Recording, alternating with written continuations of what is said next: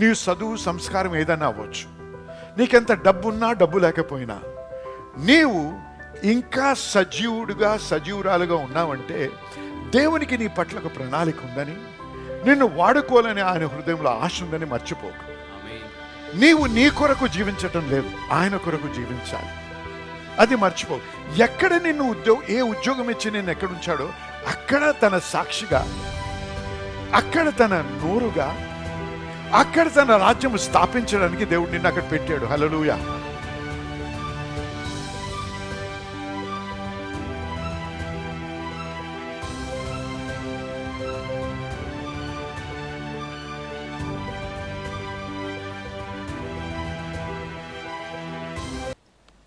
I've been talking to you, I've been sharing about when comfort becomes a curse. ఎప్పుడైతే సుఖము శాపంగా మారుతుందో అనే అంశం గురించి మీతో మాట్లాడుతూ వచ్చాను.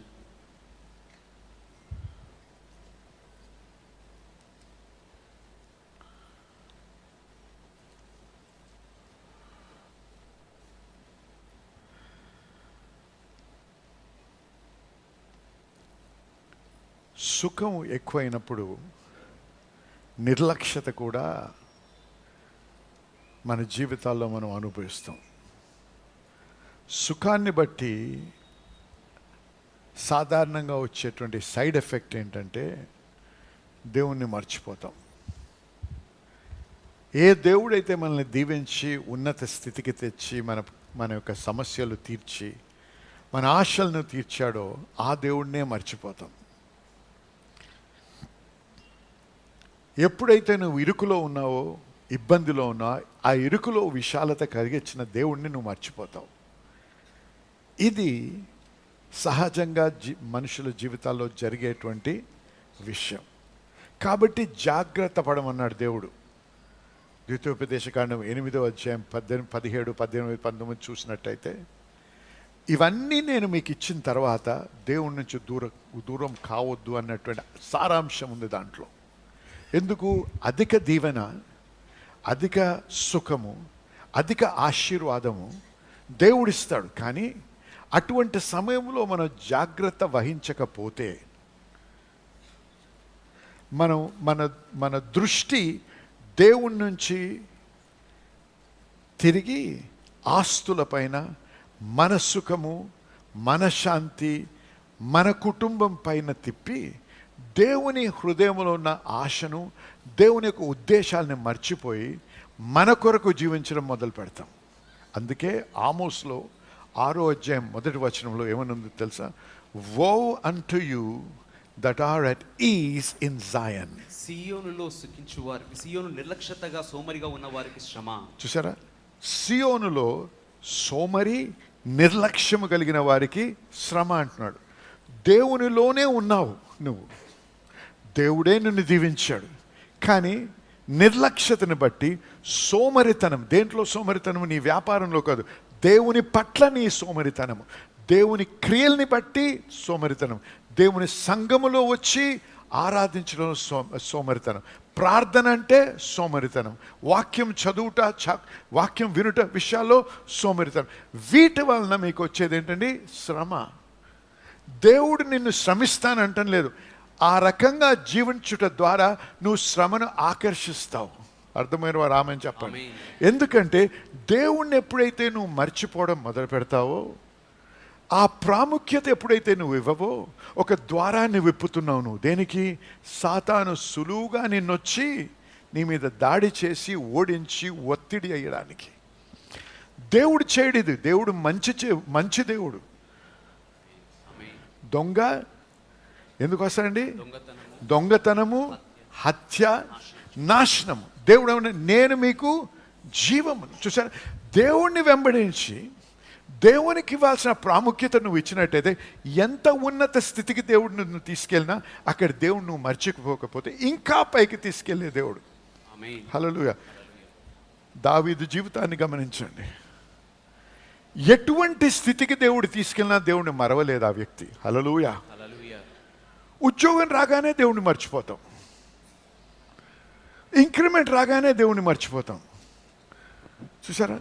బిజినెస్ కాంట్రాక్ట్ రాగానే, కొద్దిగా ఎక్కువ డబ్బు రాగానే దేవుణ్ణి మర్చిపోతాం. ఈ రకంగా దేవునికి ఇవ్వాల్సిన స్థానము మనం ఇవ్వకపోవడం ద్వారా మనం సాతాను కష్టాలు పెట్టే కష్టాలను ఒత్తిళ్లను మనం ఆకర్షించుకుంటాం. మనం అర్థమైన వారు ఆమెను చెప్పండి. జన్లారా, అటువంటి వారికి శ్రమ అంటున్నాడు దేవుడు. ఎప్పుడు కూడా గమనించు, నీ జీవితంలో నీవు దేవుని ప్రకారం, దేవుని యొక్క ఉద్దేశమును, దేవుని యొక్క చిత్తమును, దేవుని యొక్క ఆశను నువ్వు మర్చిపో. దేవుని యొక్క ఉద్దేశం ఏంటి? ప్రతి మనిషి కూడా రక్షించబడాలని. నేను సత్యం చెప్తే ఆమెనండి. యేసు ప్రభు యొక్క ఆశ ఏంటి? తన సంఘాన్ని కట్టాలని. హల్లెలూయా. నేను నా సంఘాన్ని కడతాను. I will build my church అన్నాడు దేవుడు. నేను నా సంఘమును కట్టేదను. చూసారా, ఇది దేవుని ఆశ, దేవుని ఉద్దేశం, దేవుని ప్రణాళిక. కానీ దేవుడు తన కార్యాలు, క్రియలు ఎవరి ద్వారా జరిగిస్తాడు? దేవదూతలతో కాదు, మన ద్వారా. చెప్పండి, నా ద్వారా. నీ ఉద్యోగం ఏమైనా అవ్వచ్చు, నీ చదువు సంస్కారం ఏదైనా అవ్వచ్చు, నీకెంత డబ్బున్నా డబ్బు లేకపోయినా, నీవు ఇంకా సజీవుడుగా సజీవురాలుగా ఉన్నావంటే దేవునికి నీ పట్ల ఒక ప్రణాళిక ఉందని, నిన్ను వాడుకోవాలని ఆయన హృదయంలో ఆశ ఉందని మర్చిపోకు. నీవు నీ కొరకు జీవించటం లేదు, ఆయన కొరకు జీవించాలి. అది మర్చిపోకు. ఎక్కడ నిన్ను ఏ ఉద్యోగం ఇచ్చి నేను ఎక్కడ ఉంచాడో అక్కడ తన సాక్షిగా, అక్కడ తన నోరుగా, అక్కడ తన రాజ్యం స్థాపించడానికి దేవుడు నిన్ను అక్కడ పెట్టాడు. హల్లెలూయా. అందరూ నేను చేసే రకమైన 5-fold మినిస్ట్రీలోకి రావాల్సిన అవసరం లేదు. కానీ ప్రతి ఒక్కరము కూడా మినిస్ట్రీ చేయాలి, పరిచర్య చేయాలి, పరిచర్య చేయాలి. ఇది దేవుని యొక్క ఉద్దేశం. కానీ మనలో అనేక మంది ఏ రకమైన పరిచర్య చేయం. మనము చేసే పరిచర్య, నువ్వు అనుకుంటావు నేను దేవునికి పరిచర్య చేస్తున్నావు. ఏం చేస్తున్నావు? సంఘానికి కోసం. అది పరిచర్య? ఎవడు నువ్వు చేస్తున్న పనిని బట్టి దీవించబడుతున్నాడు చెప్పండి దేవుని కొరకు. నీవు నీ కంపెనీకి పరిచర్య చేస్తున్నావు. పరిచర్య చేస్తే నీ కంపెనీ ఏం చేస్తుంది? నీకు జీతాన్ని ఇస్తుంది. నువ్వు దేవునికి ఏమీ చేయవు, కానీ దేవుడు నేను దీవించాలి. ఎందుకు దీవించాలి చెప్పండి ఒకసారి. అర్థమవుతుంది మీ అందరికీ నేను చెప్పేది? ఇవాళ మిమ్మల్ని సవాలు చేస్తున్నాను, మిమ్మల్ని పురికొల్పాలనే ఆశతో మాట్లాడుతున్నాను. అంతేగాని మిమ్మల్ని ఏదో నిందించాలని కానీ, మిమ్మల్ని మీరు చెడ్డవారని కానీ చెప్పడానికి కాదు. ఒక్కోసారి ఒక రకమైన మందత్వము, సోమరితనం మన హృదయంలో, మన మనసులో కలిగి మర్చిపోతాం. జ్ఞాపకము చేయడానికి నిలబడ్డా నేను ఇవాళ. ఏంటి? నువ్వు ముందుగా దేవుని సేవకుడివి. ఏ వ్యాపారంలో ఉన్నా నువ్వు దేవుని సేవకుడిని మర్చిపోకు. హల్లెలూయా, హల్లెలూయా. నీ ఆశ, నీ తపన ఏముండాలంటే, దేవా నీవు నాకు ఇచ్చిన దాన్ని ఏ విధంగా నేను వాడి నీ సంఘమును కట్టగలను.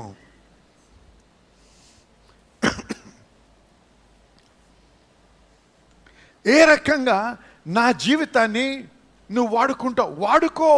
ఆ తపన ఉండాలి. ఏం చేయగలను, ఏం చేయాలి ప్రభువా?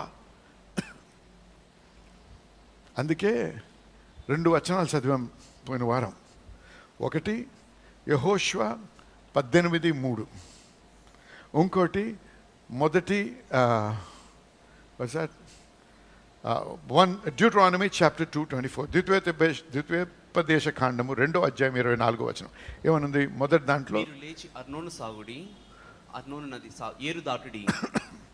ఇదిగో అమోరీయుడైన హెష్బోను రాజుకు సీహోనును అతని దేశమును నీ చేతికి అప్పగించి తిని దాన్ని స్వాధీనపరచుకున్న మొదలుపెట్టి అతనితో యుద్ధము చేయుడి. చూడండి, దేవుని నుంచి మనం ఏది పొందాలన్నా పోరాటము లేకుండా పొందలేము.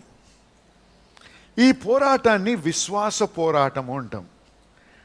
మన పోరాటము శారీరక పోరాటము కాదు, ఆత్మీయ పోరాటం. మన శత్రువు శరీరదారుడు కాదు, ఆత్మ పురుషుడు. అదేంటి? సాతాను. We wrestle not against flesh and blood, but against principalities and powers and rulers in high places in darkness. మనం రక్త మాంసములతో కాదు కానీ పోరాడేటువంటిది అంధకార సంబంధాలకు లోకనాథులతోనూ ప్రధానులతోనూ అధికారములతోనూ పోరాడుచున్నాము. We fight against principalities and powers in high places. ప్రధానులతోనూ ఉన్నత సంబంధముగా అధిక అంధకార రాజ్యంతో పోరాడుచున్నాము. దేవుడు మనకి అనేక వాగ్దానాలు ఇచ్చాడు. స్వస్థత, సమృద్ధి, సమాధానం, దీర్ఘాయుస్సు, రకరకాల వాగ్దానాలు ఉన్నాయి. ఈ వాగ్దానాలన్నీ మన స్వాస్థ్యమని మర్చిపోవద్దు. హల్లెలూయా, హల్లెలూయా, హల్లెలూయా. హల్లెలూయా. ఎప్పుడైతే ఇది నీ స్వాస్థ్యమని నువ్వు ఎరుగుతావో, ఎవడన్నా వచ్చి దాన్ని తీసుకోవాలన్నప్పుడు వాడిని ఏమంటారు? దొంగ అంటాం. దొంగిలించడానికి ప్రయత్నం చేయాలి. దొంగ వచ్చి దొంగిలించడానికి ప్రయత్నం చేసినప్పుడు, ఇది నీ స్వాస్థ్యమని నీకు తెలిసినప్పుడు వాడికి వదిలేస్తావాను? ఎట్టి పరిస్థితుల్లో దాన్ని ఓడించి అది నీది, నీవు ఉంచుకుంటావు, దాచుకుంటావు. ఆమేన్, ఆమేన్. ప్రతి వాగ్దానము కూడా దేవుడిచ్చింది అదే విధంగా నువ్వు పోరాడాలి. పోరాటం అనేది, ఎందుకంటే దొంగ దోచుకోవడానికి వచ్చాడు, మభ్య పెడతాడు. హల్లెలూయా, హల్లెలూయా. మనుషుల ద్వారా, ఇతర విధానాల ద్వారా ఏమని నిన్ను మోసపరుస్తాడంటే, కొద్దిమందికి వస్తుందండి, నీకు రాదు. అప్పుడప్పుడు దేవుడు స్వస్థపరుస్తాడు, ఎప్పుడు కాదు. ఎవరినో ఒకసారి దీవిస్తాడు, నిన్నెందుకు దీవిస్తాడు? ఈ రకమైనటువంటి ఆలోచనలు నీ హృదయంలో కలిగించి మోసపరిచి నిన్ను ఓడించి నీ స్వాస్థ్యాన్ని దొంగిలిస్తున్నాడు. అర్థమైందా? అనేక మంది ఆ ఉచ్చులో పడి వాడిని నమ్మి వాడిని దోచుకొనిస్తున్నాం. జనులారా వినండి, మన స్వాస్థ్యాన్ని మనం పొంది, మన స్వాస్థ్యాన్ని మనం భద్రపరచుకొని మనం అనుభవించాలంటే పోరాటం అనేది ఉంది అని మర్చిపోవద్దు. హల్లెలూయా, హల్లెలూయా. ఈ పోరాటము ఏమన్నాను? ఆత్మ సంబంధమైనటువంటి పోరాటం. హల్లెలూయా. హల్లెలూయా. పోరాడాలంటే ఆ యొక్క యుద్ధానికైనా పోరాటానికైనా సిద్ధపాటు అనేది అవసరం. హల్లెలూయా. ఇంతవరకు విన్నటువంటి వాక్యంని బట్టి మీరు ఎంతగానో దీవించి ఆశీర్వదించబడ్డారని నమ్ముతున్నా. మరి మన దేవుడి యొక్క వాక్యం చూసినట్లయితే దేవునికి అసాధ్యమేది ఏది లేదు. మనము అనేక కష్టాలు, లేకపోతే అనారోగ్యాలు, లేకపోతే అనేక అవగతవకలు ఎదుర్కొంటా ఉంటాం. మన దేవుడు అద్భుతాలు చేసే దేవుడు కాబట్టి నీ కొరకు, మీ స్వస్థత కొరకు, మీ యొక్క ఇబ్బంది నుంచి విడుదల కోసం ప్రార్థించాలని ఆశిస్తున్నా. దయచేసి నాతో ఏకీభవించేటప్పుడు మీ చేయి ఒకటి కివి మీద పెట్టండి, ఒక చేయి మీకు ఎక్కడ బాధ ఉందో అక్కడ పెట్టండి. లేకపోతే కోర్టు కేసు అయితే ఆ పేపర్ తంటి ఆ పేపర్ మీరు చేయబెట్టండి. లేకపోతే ఇంకేదైనా అంశం అయితే దాని విషయంలో మీరు చేయించండి. ఇదంతా ఏంటంటే మనం విశ్వాసాన్ని విడుదల చేసే పద్ధతి. అంతేగాని టీవీలో శక్తి ఉందని కానీ, టీవీలో బలం ఉందని కానీ చెప్పడం కాదు. కానీ మన విశ్వాసాన్ని విడుదల చేసి విశ్వాసం ముందుకెళ్ళడానికి మార్గం. కాబట్టి దయచేసి నాతో ఏకీభవించని ప్రార్థించాలి. ఎందుకంటే అనేకమైన సాక్ష్యాలు వింటున్నాం. ఈ విధంగా ప్రార్థించినప్పుడు మరి దేవుని యొక్క కృపను బట్టి వంకరగా ఉన్న కాళ్ళు సరిగ్గా అదైతే కాకుండా ఎంతో కాలం నుంచి మరి బ్లాడర్లో ఉన్నటువంటి ప్రాబ్లం నుంచి ఒక వ్యక్తి సంపూర్ణంగా స్వస్థపరచబడ్డాడు. క్యాన్సర్ నుంచి, ఎయిడ్స్ నుంచి, రకరకాల రుగ్మతల నుంచి విడుదల పొందిన వారు సాక్ష్యాలు మేము వింటా ఉన్నాం. కాబట్టి ఈరోజు ఇది మీ తన, ఇది మీ సమయం, మీరు స్వస్థపరచబడే సమయం. కాబట్టి దయచేసి నాతో ఏకీభవించే పరిశుద్ధ దేవుడు మీకు పొందడాలు చెల్లిస్తున్నా. ఈ బిడ్డలో ఒక విశ్వాసాన్ని బట్టి వారు ప్రార్థిస్తున్నదా వారితో నేను ఏకీభవిస్తున్నా. మరి ఈ సమయంలో వారుకునే ఇబ్బందుల నుంచి వారికి విడుదల అనుగ్రహించండి. ప్రతి విధమైనటువంటి రుగ్మత నుంచి, ప్రతి విధమైన ఆరోగ్యం నుంచి, ప్రతి విధమైనటువంటి సాతాను బంధకం నుంచి వారికి విడుదల కలుగున గాక యేసు నామములో. ప్రభువా, చర్మ వ్యాధి, కిడ్నీ ప్రాబ్లం అవ్వచ్చు, లేకపోతే హార్ట్ ప్రాబ్లం అవ్వచ్చు, లేకపోతే ఏదైనా సరే యేసు నామంలో దాన్ని గద్దిస్తున్నాం ప్రభువా. నాయన అది వర్టిగో అవ్వచ్చు, లేకపోతే మరి కాన్స్టెంట్ తలనొప్పులు అవ్వచ్చు. ఏదైతే నేను ప్రభా మీరు స్వస్థపరిచే యెహోవా ప్రభా, మీరు మాకు స్వస్థత అనుగ్రహించే యెహోవా రాఫా నాయన. కాబట్టి మీ పేరుట, మీ నామంలో ప్రార్థిస్తున్నాను ఆయన.